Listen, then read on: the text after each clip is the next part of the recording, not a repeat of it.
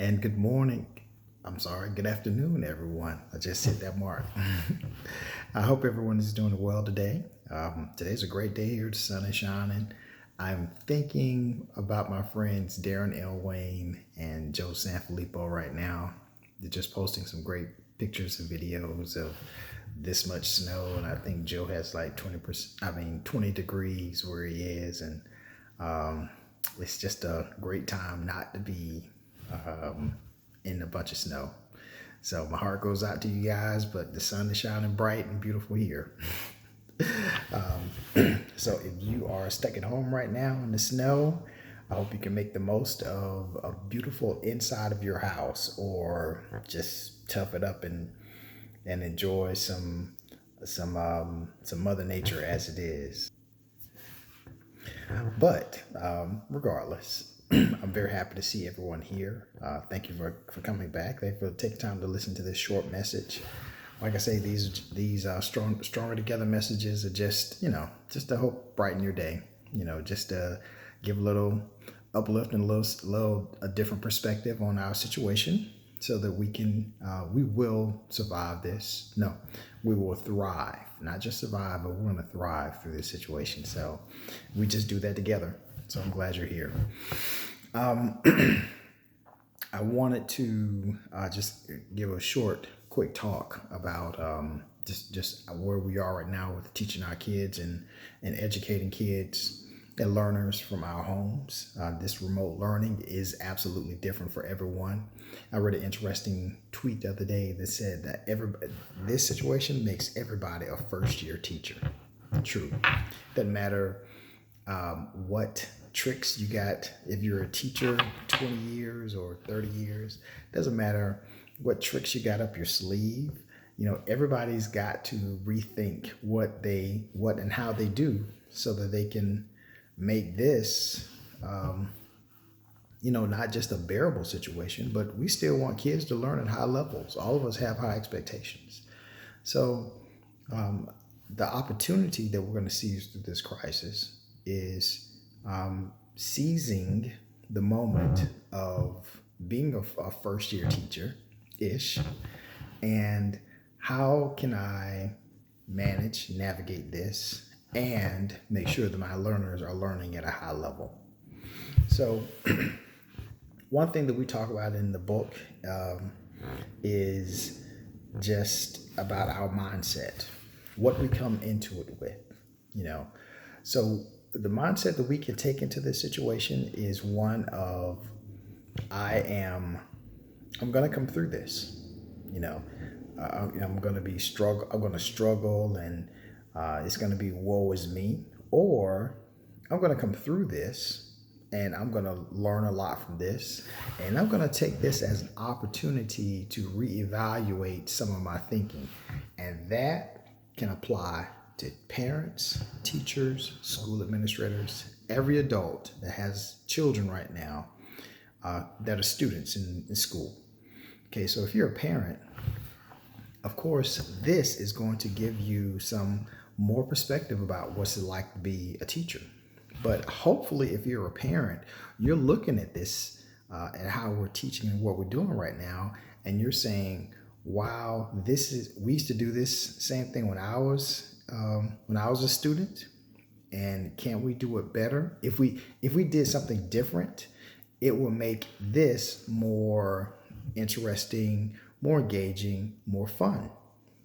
So look at different situations, and I'm not saying every thought you have, go to your teacher and say, change this to make this better. But this is just an opportunity to reflect on how education is right now, and how education was, and more importantly, how it needs to be for our learners. And that's what we talk about in the revolution. Is our talks and changes are learner-centered thoughts, learner-centered conversations. So it's not about I'm comfortable with, it's what do our learners need. So, and if you're a teacher, and we've, you know, this is 20. I'm almost at that 25-year mark, and I've been accustomed to doing things one way, but this is obviously flipping the script on a lot of things. So we have to look at it as,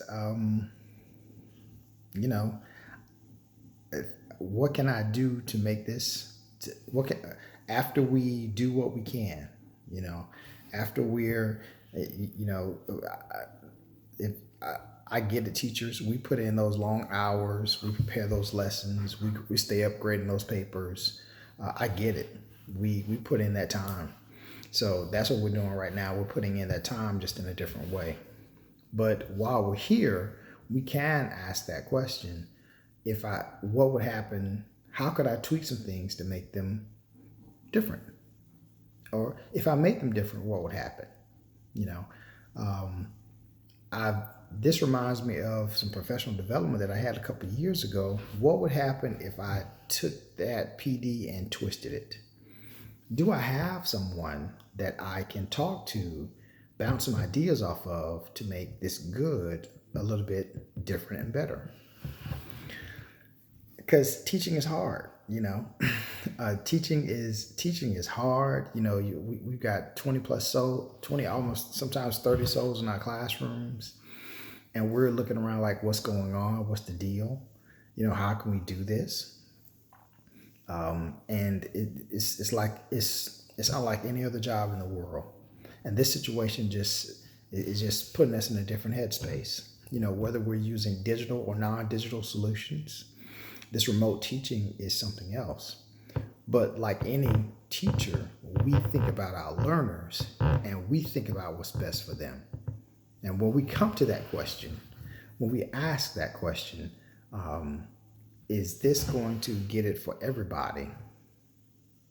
And if we're reflecting on that question and thinking about it, then we're going to look at what we're doing and we're going to ask ourselves some things.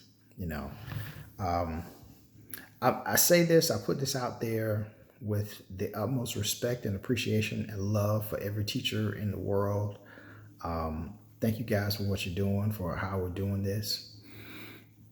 But I would be remiss if I didn't put out there that after we come through with this, things won't be the same. We're going to look at some things. We ought to be looking at some things now to say when we get back, or whatever the back we go back to is, I don't know. What can be different to make it better? You know, because things won't go back exactly how they were, and they shouldn't. From any crisis, we ought to go through it and look back on how we're different and better, not trying to get back to the same. You know, we never go back to the same spot that we started in. So when we look at our practices, when we look at our beliefs, when we look at how we were taught and what we want our learners to be able to do, we need to be able to say with confidence that we responded to situations well, the best we can, and we are. And I thank you for that. You got everyone out there. We're doing the best we can with what we have. Digital, non-digital. I'm not even getting into that stuff. I'm talking about you're being there for kids. You showed up. You're checking on kids. You're making sure that they have what they need. That's the hero part right there. That's fantastic.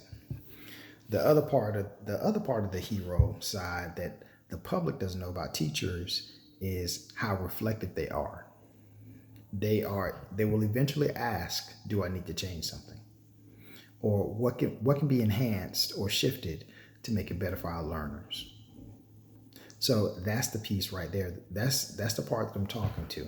That's the part that I want to stoke up in our parents as well. You know, remember what it was like for you in school. See what your child is doing now and see where the connect is and what you like to keep, what you like to make different for the sake of your child's learning. So I'll give you an example. One of the pieces that we talk about in the book is flexibility. And, you know, we talk about flexible times, flexible schedules, but we talk about flexible learning spaces. So, you know, it might be a beanbag in a corner. It might be a table or no table or standing table. Somebody might have built a shelf in somebody's room, and that's where your child likes to work, whatever that is. But who cares if they're not sitting at a desk, as long as the work is getting done, as long as high quality work is getting done. We should say that.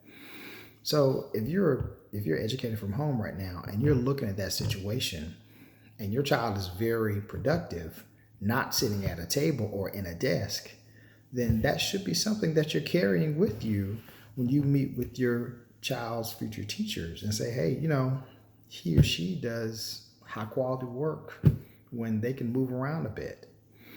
That's one of the pieces we talk about in the book, and in the Revolution, is carrying that kind of flexibility. So look at opportunities for flexibility now, and flexibility is just one of those areas that I'm talking about. Flexibility, how we research, how we produce, how we demonstrate our learning, all those different areas. But but flexibility can be one of those things.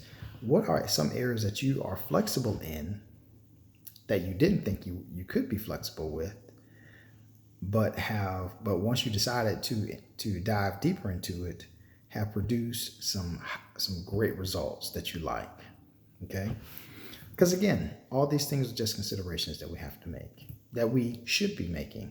And it's not for me, it's not for you, the adult, it's for the learners. This is who we're making these adjustments for. We're all going through a lot right now. But while we're here, we can model for students that in crisis comes opportunity, and they can see us drawing the positive from this situation, and they'll appreciate and benefit from it. So thank you all for listening. I appreciate and love you all for what you do. If I can help in any kind of way, contact me through this social media here, or my co-author Darren. We're here to help. It's all good. Like I said, we're not gonna survive this. We're gonna thrive in this, and we're gonna come out better. Thoughts and prayers to all the families who are deeply affected by this pandemic right now. We're all affected by it, but ones who are grieving, thoughts and prayers are with you right now.